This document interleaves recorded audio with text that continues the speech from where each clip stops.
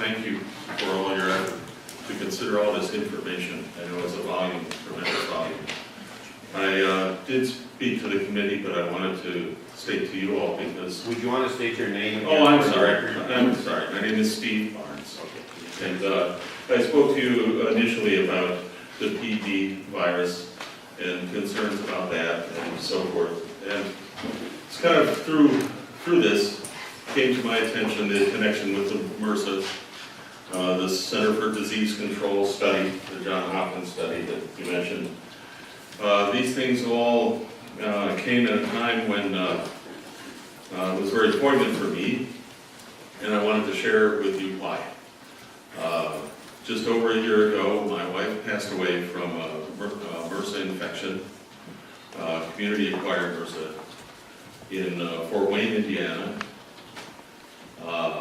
When I became aware of the connection between the swine capos and the spread of bacteria-resistant or antibiotic-resistant bacteria and the impact, I began to do a bit more investigation.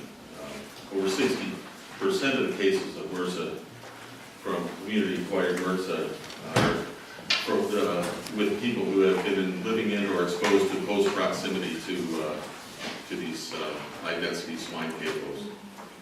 And I would just ask you to, I'd implore you, to do everything within your power to make sure that the community is protected from this situation.